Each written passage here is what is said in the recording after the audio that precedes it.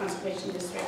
But in Eastern Washington, the Walla Walla, the Yakima, and many others. So I'm very familiar with what you guys do, and I hope that, you know, I tailor the presentation to help, at least to provide you some of the information, some resources, and also really, you know, hopefully you would have appetite to get further into what is going on. There are a lot of resources out there, so one of the problems with climate change is there may be too many resources and you need to really sift through them. If you were here when Roger made his presentations, the same thing. But there are several things that that I found to be very interesting in my presentation. It will be based on, we have at the University of Washington a climate impact group. It was funded by the legislature to actually take the information, global information, downscale it down to the region, to the Pacific Northwest, and also to the state, and even to some of the watersheds. So there's a lot of information. They have a very good website, and I can give you some of that. We also have, as 7 state agencies with about 200 stakeholders, developed a Preparing for Changing Climate is a statewide strategy on adaptation. It is based on the Science from the Climate Impact Group, but also it really talks about what are some of the strategies, touch on all the sectors, and even gets into education, monitoring. You know, the universities are doing a lot of research that pertain to the work we're doing. There was $20 million given to 4 universities about 3 years ago, maybe 4 years ago. They're working on the impact of climate change, on wheat, on apple, on many crops. It is called the Regional Approaches to Climate Change for Pacific Northwest Agriculture. Very good information is coming out of that. I even suggested that you may want to look at next year, inviting some of the people. I will have some slides that touch on some of the product.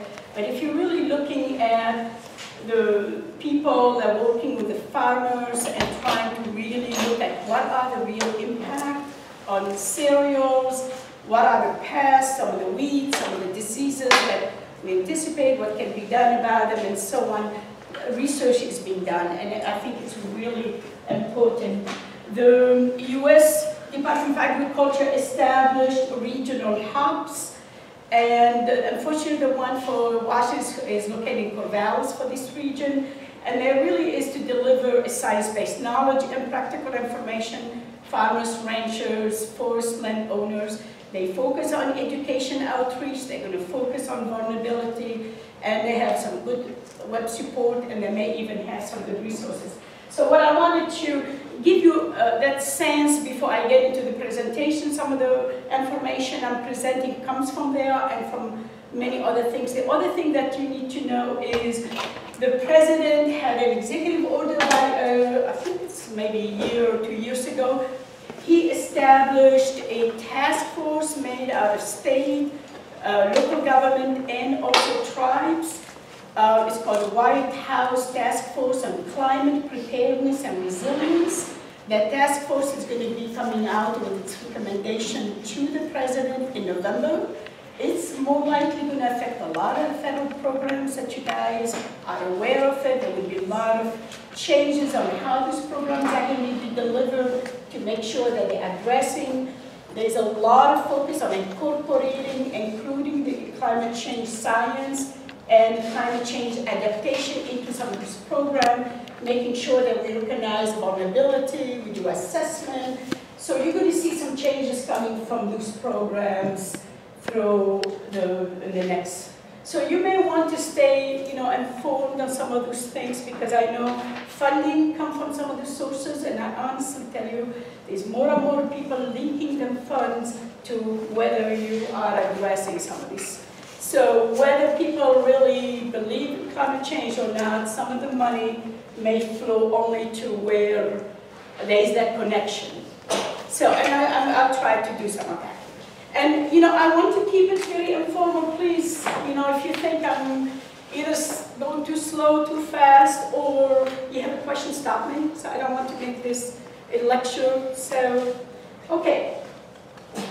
So some based on the science and the climate impact group, we contracted with them. They took the Intergovernmental Panel on Climate Science, Climate Change. I don't know how many of you are aware, but it's over 2,000 scientists international. They came out with their report very recently. It was actually this spring. And they also had one in September. There was also a national climate assessment done for the US, and there's a chapter on the Pacific Northwest. So our climate impact group took all that information and really kind of brought it back home. And we then presented what are some of the key risks for us. You know, there are so many impacts, but there are some that are going to impact us more than others. And increased temperature is one. Shift in the amount and timing of precipitation. You're going to see that the amount itself, annual, may not change too much, but it's the timing and when and where it's happening. Rising sea levels, increased frequency of extreme events. Those are the vulnerabilities. You know, most of you that work with agriculture, and this is maybe true about some of the other sectors, there is a strong record of innovation, adaptability, you know, and people feel like this is good, but some of the changes that are projected are maybe way beyond what you could adapt to. So it's really important to actually prepare and to start to look, and not to just take the laissez-faire attitude, but to actually get engaged and see what can be done ahead of time. So we're already seeing some of the long-term changes. It's really important to say long-term changes because in the short term, in a year, you may think, oh, this is not happening, but you have to look at it over a long record. That Pacific Northwest has warmed about 1.3 degrees from 1895 to 2011. One very important factor is the frost-free season is longer. So we are not, some crops are going to be affected. As you know, some crops need that, some pests need to die. You know, in order for us to deal with them. Our hydrology is where the major impact is going to be. Spring snowpack is declining overall in the Cascade. Our peak stream flows are occurring earlier in the year. That means there will be less water later on in the year. Sea level is rising in some areas and is declining in other areas, and some of it has to do with that Titanic with, you know, we are an earthquake area, and some areas of the state are going up and some down. Coastal ocean, and if you were here for Roger, you would have heard about all the acidification, some of the concern that we have. But also I want to add to what he was saying about acidification is you can just look at what's happening with the pH, but the ocean also are warming. And the temperature increase in addition to the acidification is going to have a major impact. However, where we, in the Northwest, we still have natural variability, and it continues to play a very important role for us. And that's where you get all the debate that we're going through a 15-year of cooling. We have way a lot of snow this year in the Cascade. You know, it's important to know that that happened, but also to look at the long term. So I think the question, at least for us, is not if climate change is happening, but really how fast and how much. And with the scientists, what you have is a plotting here of from 1900 to 2000, what's happening with the temperature, and then projection based on what we're going to do about our greenhouse gas emission. If we do nothing, and we have business as usual, and all the developed countries want to be developing countries, want to have our standard of living, we will be on that very high line, excuse me. If the governments really come together and we start dealing with greenhouse gas and reducing it, more likely we'll be at the lower. We could be anywhere in between. There's a big question about the impact based on what we do about the greenhouse gas emission. On the warming, it doesn't matter which scenario, whether it's the high, the low, it's still projected to be a warming, but you could see the difference between the blue line and the red line. By 2050, the projection and the low emission, we will still go up by 4.3. And as you remember, we are at 1.3 up now.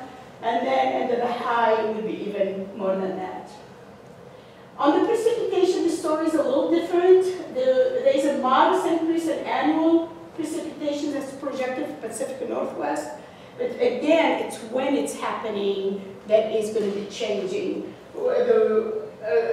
We say, at least the hydrologists will say, the wet will get wetter, the dry will get drier, and there will be more frequent heavy rainfall events. And this is very important, especially to the west side, for some of you that deal with runoff, erosion, stormwater, and so on, to really start considering what does this mean. And even if you're dealing with culvert, sizing, for some of you that are involved in habitat restoration, what does all of this mean? Yes? Could you go back one slide? Sure. For just a second. Okay, so the low is 4.3 and the high is 5.8. And that's by 2050. Yeah. Okay.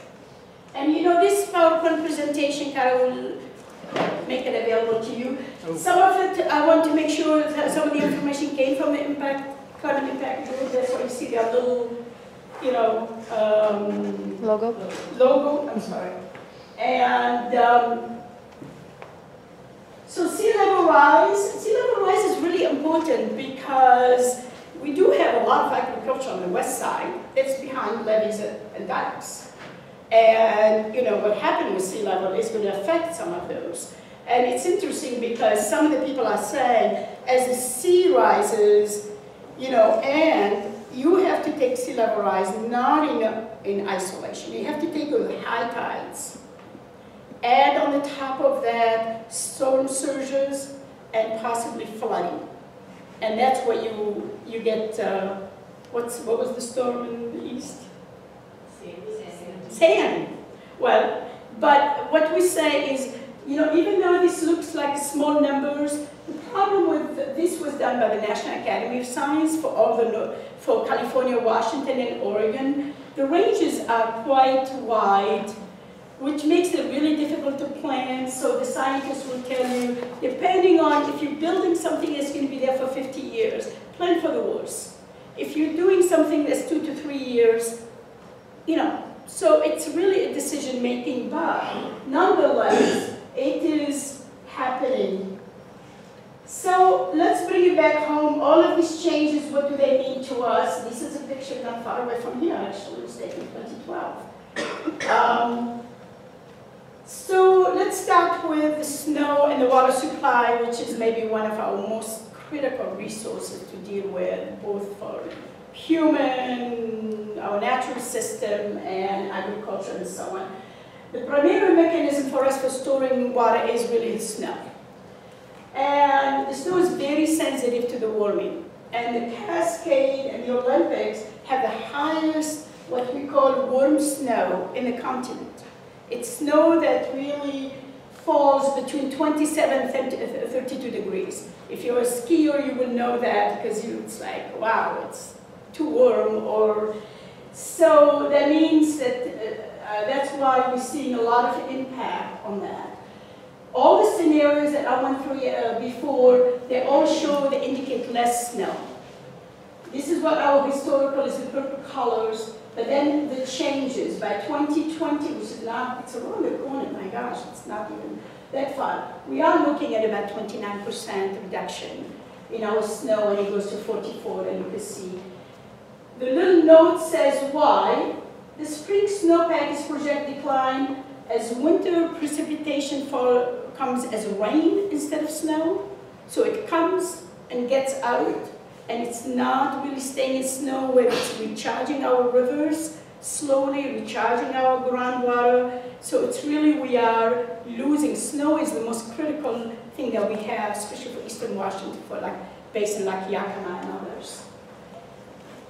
Shorter snow season. And so it's starting later and melting earlier. These are the predictions. So let's quickly say, what does this mean for a river? Let me go to the next slide, which is the Yakima. This slide, when it says the prediction is that we have more water rain coming in November, October, early peak, and then less summer. If you take a river like the Yakima and how important it is, the black is what's historical, and if you look which is the blue, you could see the shift. That means if a farmer is really waiting to irrigate and irrigate from July on, the water may not all be there during that time because it came and gone unless there's a storage. And you will understand the water storage layer of the Yakima Basin. I think it's important, and a lot of you touch on and work with habitat restoration, sand recovery, but also you're helping the farmers with many things from buffers to other things to help with ecosystems.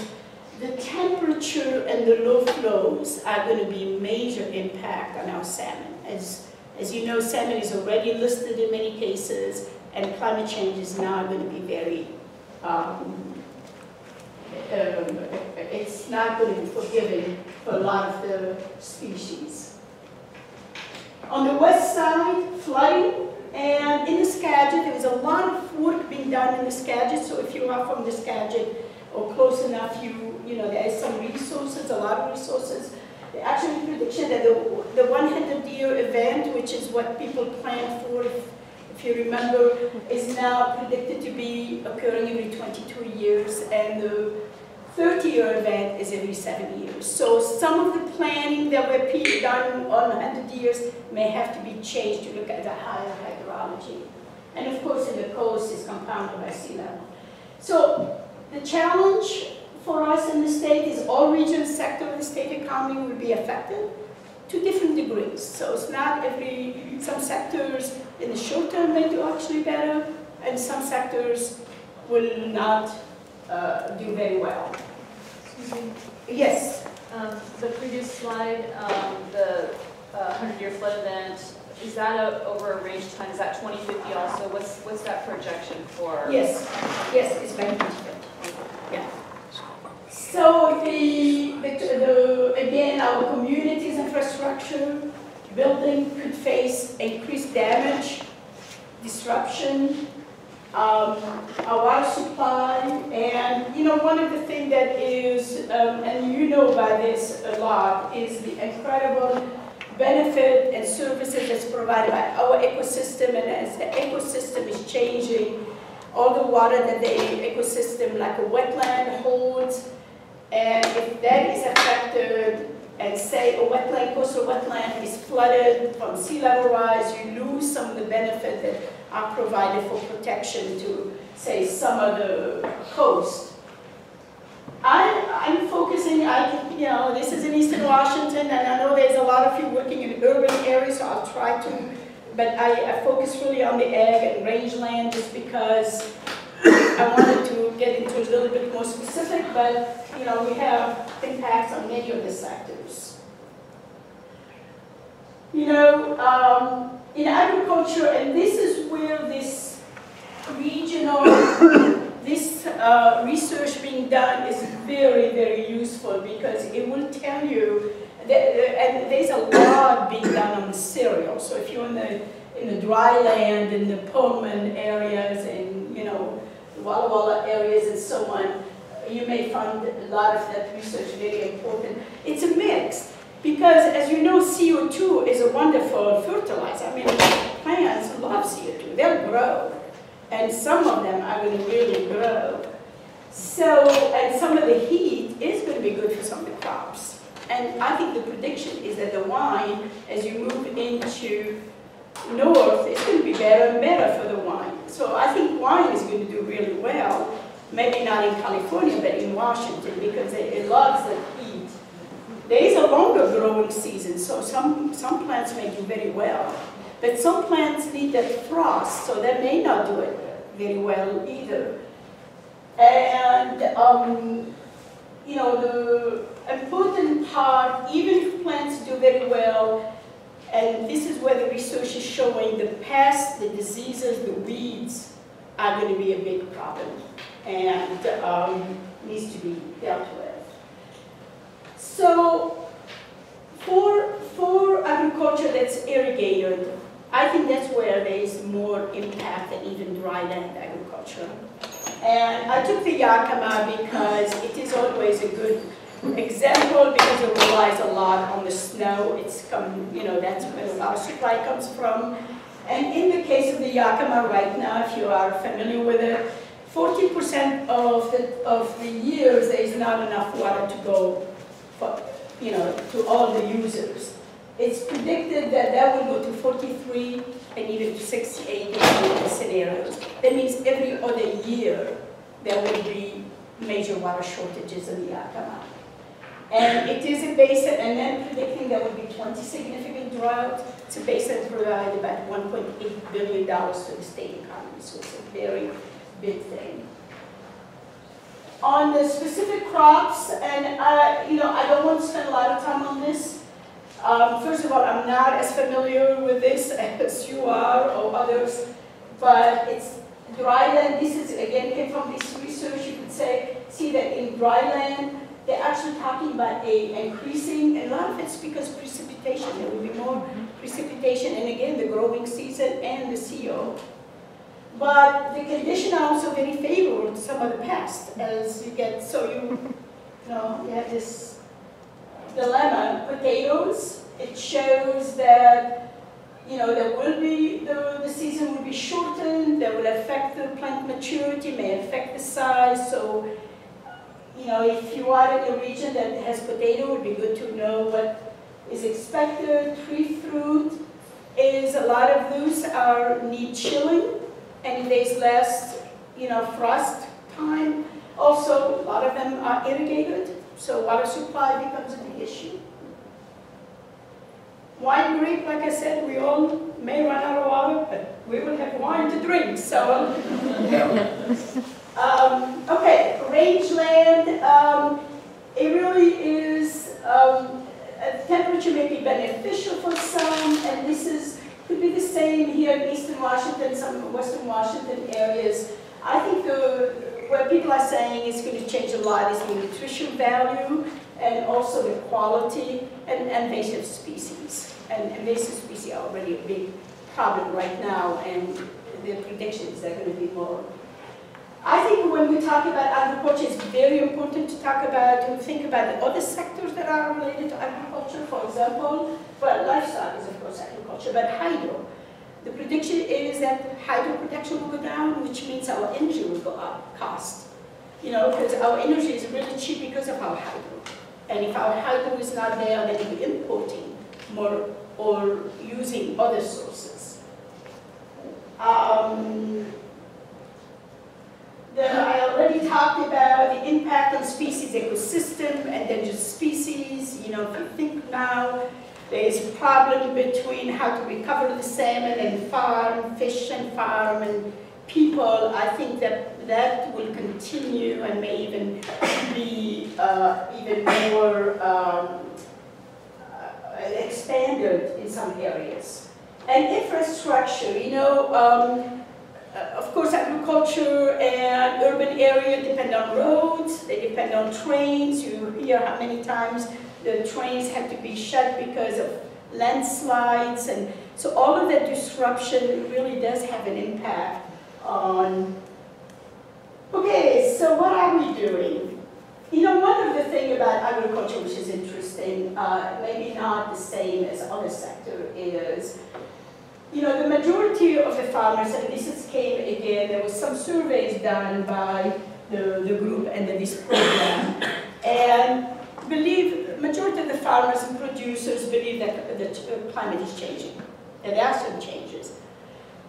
As long as you stop there, and you don't get into the human cost, then I think you get their attention. So I think there is a message, and this is not true across the board, but it's true for several. There is still that, thing between what's causing the problem versus the problem. People believe there is a problem, but, so. But at the same time, they also understand that there is implication to their farming. Water supply. It's very clear that water supply is a big issue. One of the things that is very interesting about agriculture, and it's very supported in a lot of the research, is the best management practices that you are helping the farmers apply are the same practices that will help them adapt, but also will help them deal with some of the carbon emission. Soil will absorb and retain the carbon. You know, we know that agriculture, if done right, can be carbon sequestration. And I know some people don't want to talk about it, but it is, you know, it's what soils that are managed properly do, is they retain a lot of that carbon. And also, as you use less fertilizer, you save money, but also you save greenhouse gas that are generated or emitted from fertilizer. So there is a lot of things that are connected that are really win-win, and you don't even have to go into, and it helps reduce greenhouse gas. You could start before that, and you know it will get you there. Today we talked about in the ocean acidification, about nutrients and retaining nutrients and the importance of, you know, the problem that nutrient cause to the water, but also as you manage the nutrient, then you really not only helping farm in many cases hold and retain the soils and other things, but also it may decrease the local acidification. It may also help in some of the water quality. So on the water supply, I don't know how many of you are aware of what's happening in the Yakima, but there is a huge, big project, and there's a big thing happening we call the integrated water management. And integrated water management is really, we used to just plan water supply for this, and then we deal with the fish, and then we deal with water quality. In the Yakima, after they've done that for so many years, and there were a lot of battles, finally came together and said, I think we need to make sure that we have a good and integrated program that focuses on conservation, storage, water for the fish, water for the farm, you know, and all of that stuff. And they put a program together that is very good. A lot of scientists are really, and a lot of policymakers are really saying that integrated water management, integrated, can get you there much better instead of taking an approach. It's the same as what you guys do as a watershed. When you go into a watershed and you look at the watershed itself, and what the watershed stewards do is you treat that as a body. You don't look at it as separate. So it's the things that we're doing for sustainability and so on are things that are going to help us tremendously.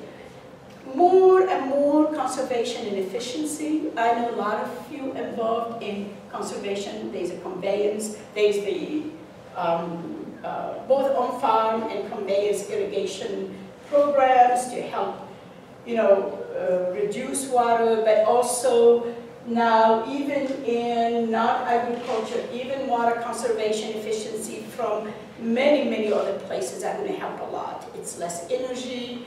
Energy has some greenhouse gas associated with it, so it's, you know, some of that. You know, the science, technology, and we've seen the technology expand incredibly in this case. I was hearing yesterday, I don't know if anyone of you heard about this, in Kansas, this farmer was farming literally, I think it was like 30 miles away from his farm. It's everything on the computer. Sensors to know where the water, you know, temperature, wind, you know, when to put fertilizer, pesticide. I mean, that's kind of the state of the art, but there's a lot of new technology that are happening, helping, and will actually get us further along in having more sustainable resources. Drought planning, you know, this year we really thought we were going to get into a drought. As you remember, there was not a lot of snow in December and January, and it wasn't until much later that we started getting it, and we finally had a sigh of relief that our water supply. But it's always good to be prepared and to be ready and to really, but there is also a lot of forecasting that's happening now that I can forecast a year ahead what is going to happen. Because I think a farmer needs to know what crop it's going to plant, what they do year ahead, and there's a lot of that happening, you know, at all levels. And, you know, some of the areas, some of the things that we know are very, very important, whether it's restoring our wetland, which will help us recharge our groundwater, will help us with flooding and so on, is still a very important thing. And one of the most critical, and this is really important, the urban counties, and is the conversion. As you convert agricultural land to urban development, you really lose tremendously on not only the farmland, but the value that farmland provides for the ecosystem in terms of carbon capture, in terms of moisture, in terms of a lot of things. So, you know, I know there's a lot of effort and our adaptation talks about and really strongly try to support urban agriculture, urban forests, trying to really bring back a lot of things that at one time we just decided, you know, they're not part of what we want to have around us, and now that's changing, and hopefully will change even more. You know, the other big challenge that is facing us is, of course, weeds, diseases, and pests. And, you know, these little things that, you know, and some of them, yesterday I was hearing that from the port from China, they received, I can't remember what type of crop it was, they had to reject it and send it back, because when they did all the testing, there was all these strange things coming. But they will come, and some of them will come because temperature is rising, and the season for frost is shortening, so they're not going to die, they will just multiply, and how to deal with them. One of the things is very, very important, this is where the Conservation District also can play a very important role if you're not, is to really look at tracking and monitoring. The Department of Agriculture does that, the Department of Health does that, Natural Resources, but I think the more tracking and monitoring out there, the better, so we know. And increasing awareness, pollinators, you know, it's also another really big issue. And pests, unfortunately, is affecting some of that. And so I'm going to quickly move on, keep moving. So infrastructure, you know, understanding, and not only focusing on agriculture, rangeland, what's happening on the salmon, but trying to understand all the sector and how they interact and how they really, what affect one will affect the other one. For example, I put the easy one, which is transportation. It's very important. But also our natural resources and what's going on in the natural resources, our forest, and what's happening with them, and what impact that would have on some of the work that we're doing. One of the most telling story that I heard from somebody presenting, and I can't remember where he was from. He was talking about the levees and protecting agriculture on the west side in the Skagit, and how as you raise the levees and sea level increases. You remember when we, at least when I did physics, you have the U-tube, you put water here, it goes here, and it stabilizes. And he said that's what happened. Water goes up here, you keep putting the dike, but the water will eventually make it, you know, to the other side. So there is going to be, and there's a lot of conversation what to do with some of the ag that is behind the dikes, as the dikes really start being insufficient to protect those farmlands. And, you know, not sure if there's any solution at this time, but just understanding that vulnerability, that connection, and, you know, what is the risk, it's really very important. I added some stuff on livestock, because livestock is, you know, the way we do it right now, which is putting them, you know, a lot of them are in enclosures, and there is, you know, as the heat increases, that's going to have a major impact on them.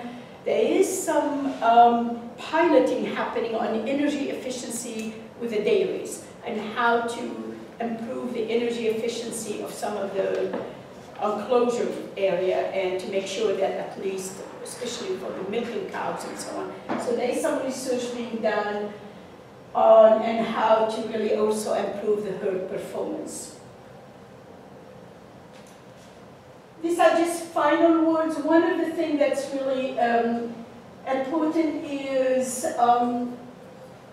you know, the Conservation District looked at conservation markets, and there was a lot of discussion about, you know, the role that the farmers play on some, especially when you do a really good sustainable agriculture, the role you play on some, providing some environmental values, whether it's better water quality, whether it's better, you know, improving the carbon retention in the soil. And there is some discussion about trying to compensate maybe the farmers for providing some of this benefit. It's not, it's very controversial, but there is a lot of things happening in saying, you know, we need to reward good behavior. We cannot just always go after bad behavior and take the good behavior for granted. Because if a farmer is spending the money and doing a lot of things to really protect water quality, and I know the buffers, I've heard enough of it, but even some other practices can really help, and maybe there should be some different ways of how we look at that. And, you know, again, I talked about the technical financial assistance, decision support tools, and that's where, you know, you play such an incredible role because you have that direct, you know, connection with the farmer, the producers, the homeowner even. They use pesticide, herbicide on their lawn because I think Roger is right. It's not all about agriculture, it's about all the practices we do. Personally, how and education outreach is so important to happen, but how we do that education outreach is going to be really very important. I tell people that in my department and others, that government, at least we government, not you guys that are closer to the local, are really bad educators and outreach because we, you know, we are not in touch and we are not in the day-to-day. That our education outreach should happen with people like you that are in the day-to-day interaction with the people. And we can provide information, can provide educational material, all kind of stuff. So I'm trying to really, at least internally for us to have that dialogue of talk about communication, outreach, but let's talk about it in a different way than us delivering because we, you know, we are a regulator after all. Ecology, when we come, even if we bring a lot of money, there's still, that money has still some attached stuff to it, so we are not the best on that. So education, outreach, I think is going to play a very important role as we move forward. I think I'm going to stop here. That's my last. Again, there's a lot of resources, and I would be more than glad to answer any questions that you have. And yes. You talked about warm snow, particularly about Yakima and the water supplying that. I'm from Grant County, and our water comes from the Columbia. I was curious to know if there's similar issues because that water comes all the way up to Canada. So is the snow up there? Well, your issue is a little different than the Columbia. In the Columbia, because the water is coming from Canada, it's not as affected by the temperature as, say, in the Cascade. However, right now we're having a lot of dialogue. There is a treaty that is being renegotiated with the Canadian on how much water they release and when it's released. And that treaty, we are saying climate change should be incorporated in that, and to try to make sure that we consider all the changes. The Columbia Basin, it's a really different impact. I think the temperature increases are going to require more demand on water, so there will be more water, you know, there. I think there is also increase of weeds. So there's some other challenges. Water supply is not as big. I'm not saying it's not. It's not as big as the Yakima. I think the Yakima Basin is, when we looked at the whole state, there were two basins, two big basins that were red. The Yakima, which is 3 watersheds, and the Dungeons. Those were very red. And then we had some that are kind of yellow, and because those really do get their water, and also because it's already over-appropriated. I mean, there's more water that has been given as a water right than the system can handle. So, and that's why, and plus, at least in the Yakima, it's a huge agriculture. Like I said, $1.8 billion, so it's, You talked about invasive species, and I'm wondering if you know of any research on the Pacific Northwest about implications of climate change on restoration, where native species might not be able to thrive in areas where they previously were. well, you know, there's a lot of papers that were written about the impact of climate change on restoration project, and it's really very fascinating. One of them is dealing with as the hydrology changes, and I will answer your question, but if you're doing a culvert, and you redesign a culvert, and you don't take into consideration the changes in the hydrology, the culvert may become, either it's too small, or it's washed away, or, so I think Fish and Wildlife is focusing a lot on how to design culvert with climate change in mind. If you are planting a lot of trees and ultimately you're not going to have the water supply to irrigate them, at least in the beginning, they may dry and you put some money down the toilet on that.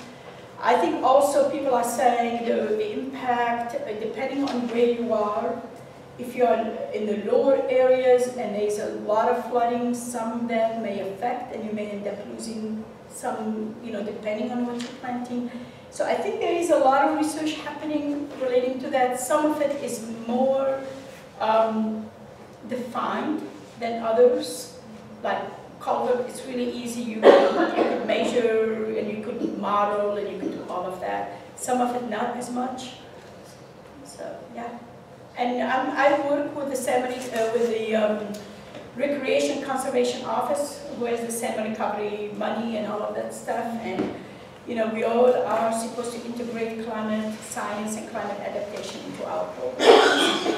And I think that is starting, and I think you're going to see some of the money-giving agencies starting to come back to the Conservation District and others say, well, how have you incorporated some of the changes in hydrology into your, you know, project, into, you know, how, you know, what's the benefit and so on. So I think, but at the same time, we're trying to develop some guidance to help, and it's not like how you're doing it, and, you know, but here's some ideas on how you can do that.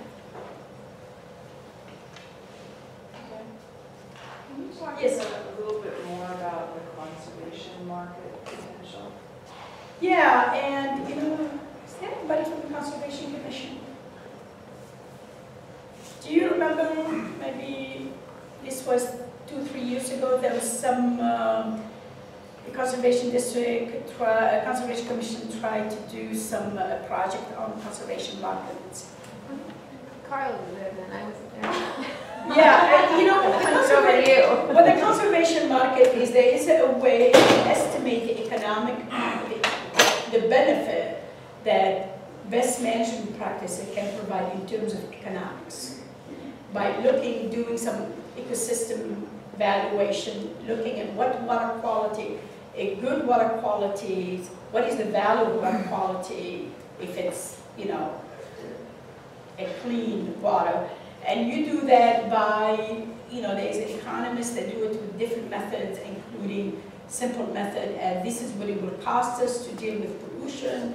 So if the farmer has done it, it has this value. The valuation where it's controversial is people think that that's what they should do anyway. Why pay them for it? And some people are saying if they go beyond what is, you know, if this is what's required, and somebody goes beyond that, then I think it's fair to look at some kind of compensation. So there was a lot of dialogue. It didn't go too far, but I wouldn't be surprised if that conversation does not come back again. One of the things that I want to tell you is the governor, this governor, is very committed to climate change, as some of you may have seen. And one of the things that he's really wanting to see is a design of a carbon market. And a carbon market, agriculture will more likely not be part of the,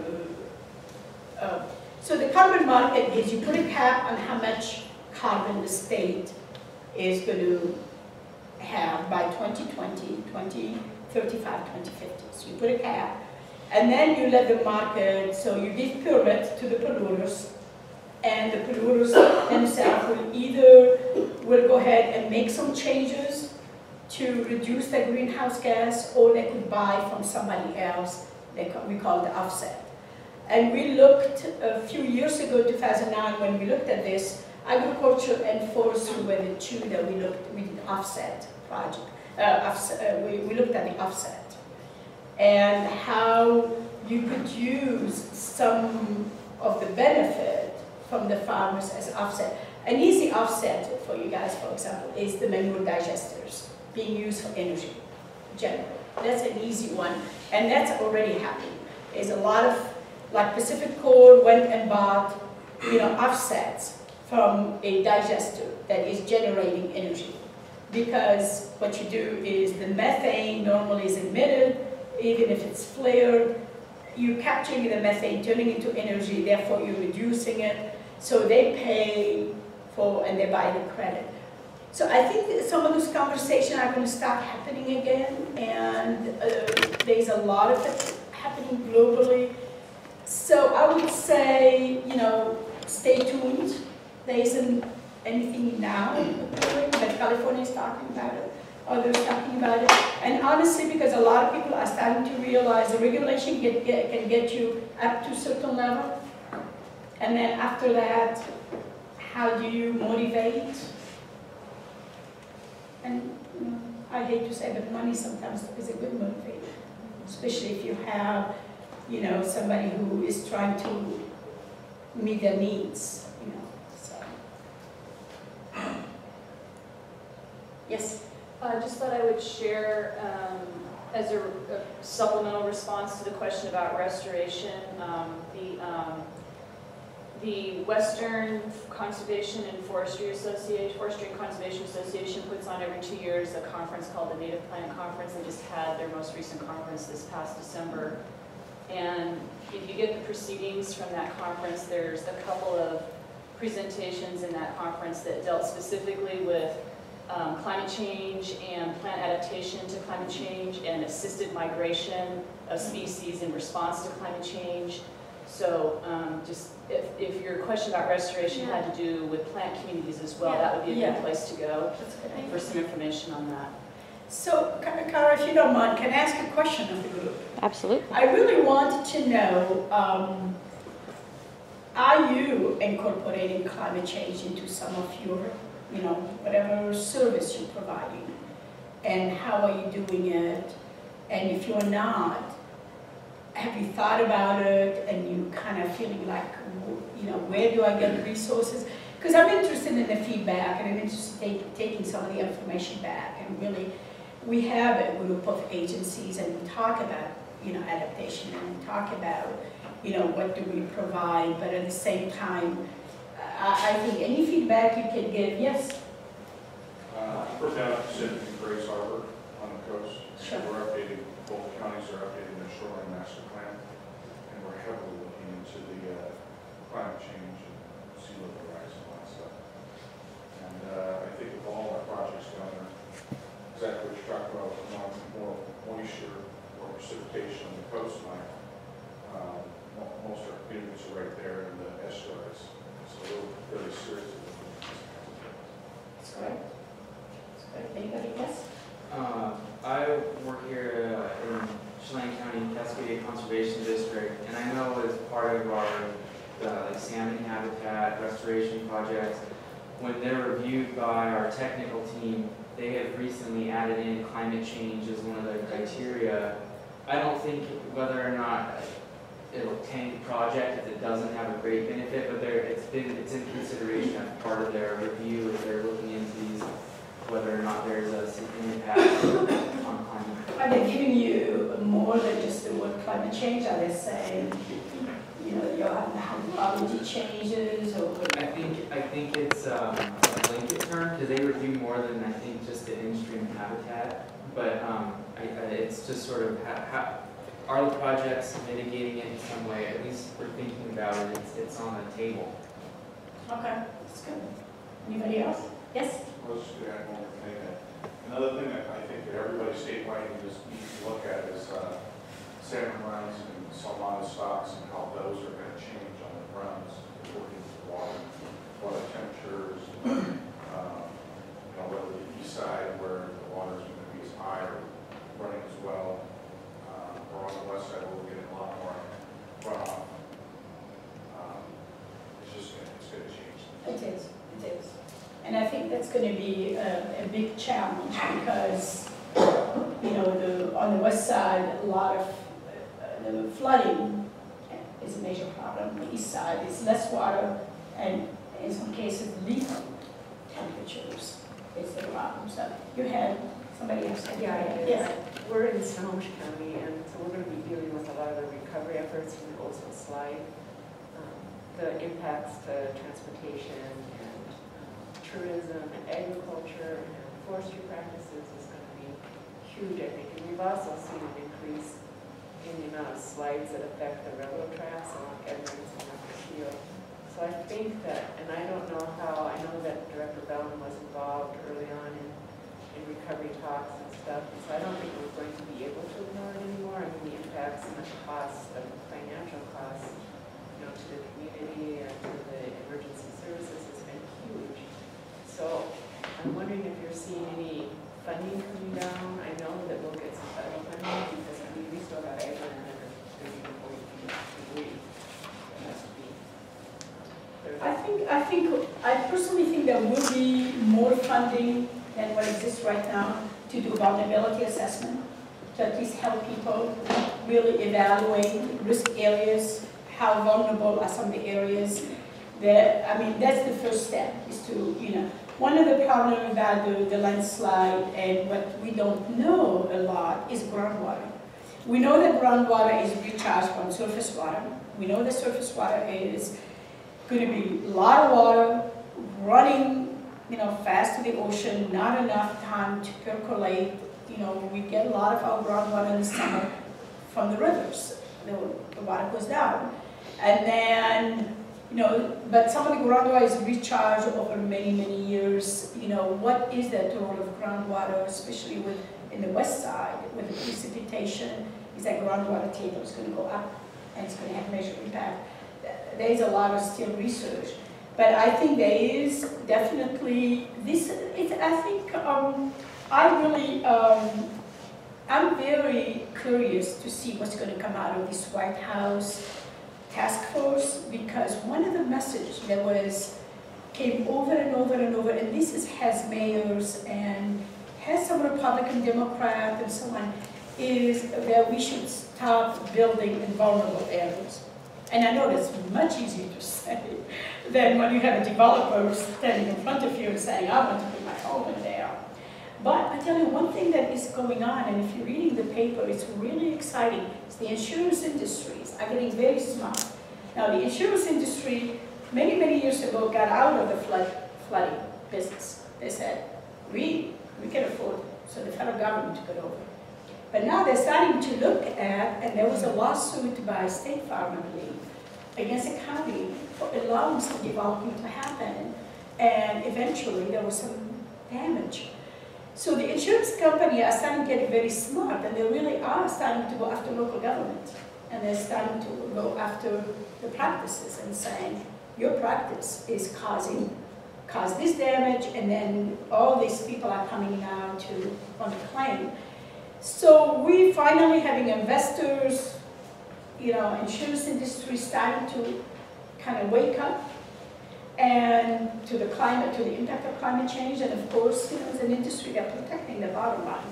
They're not there to really protect the people, so they're going to want to protect the bottom line. And so, but at the same time, these people in the investment community are very interested in also looking at funding and public-private partnership. Is really, the whole conversation is really starting.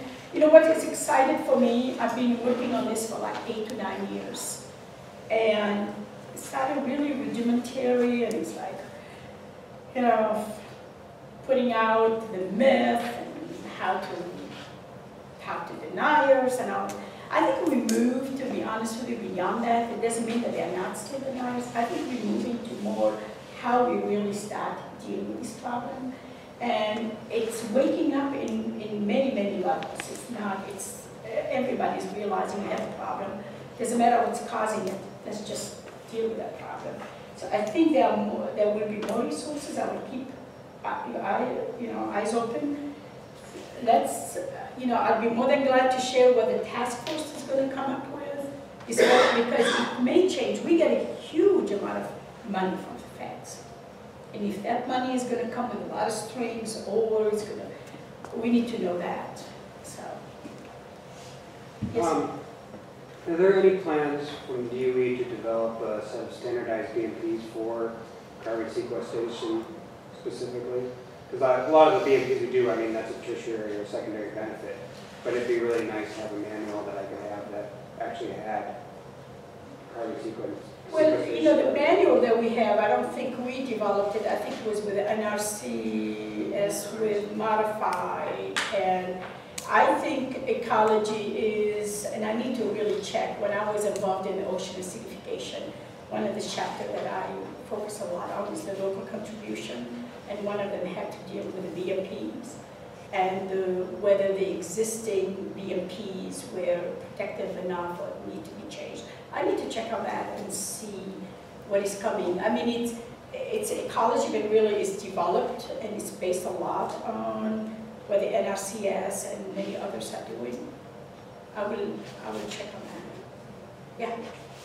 So, I still want to hear from the others on what you guys do, but go ahead. So I was going to share what we're doing. So the Yeah. Salmon Islands Conservation District has taken the lead in partnership with our local electric utility. We've brought together a whole lot of our local nonprofits and interested parties to develop a county-wide energy plan. So we're actually working with the county, with school districts, with the town, with our member, and local businesses and the community at large to develop a county-wide energy plan to reduce energy use, to promote renewable energy, to look at transportation and try to reduce our carbon footprint. Our goal is zero energy growth by 2020. Wow. So we are leading that effort. So it's out of the normal realm of conservation districts, but it falls within our mission of natural resource conservation. And we just started this in January. So we're currently in our launch phase for our community solar projects with 4 of them.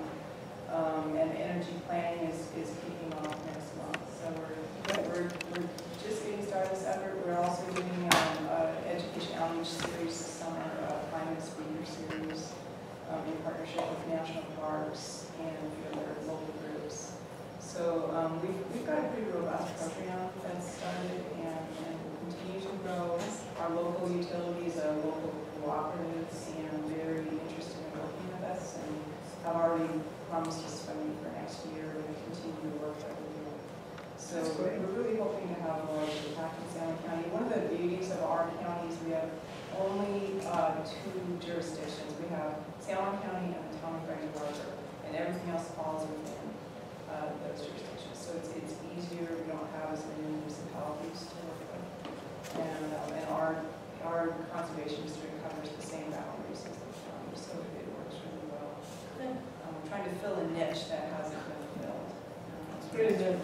I have a question for you Sure. about renewable energy production incentives. Yes. Do you know, I have it scheduled to end in 2020, do you know if there's any talk by the governor of extending that or increasing it? We're actually reaching our cap, so we will not be able to bring anything else online unless everybody is reduced on the production incentive. Well, the renewable portfolio standard, I don't think there's a talk about extending it beyond 2020. There was a bill introduced late in the season last year to try to do that. There is, however, a lot of work being done right now by Washington State, the Washington State University, the Energy Office, with Jake Fye on solar. And I think you're going to see some bills next session on solar, and both in terms of incentives, in terms of technology, and so on. So the RPS, to be honest with you, we call it RPS. I don't know, renewable portfolio standard. I don't think anybody wants to touch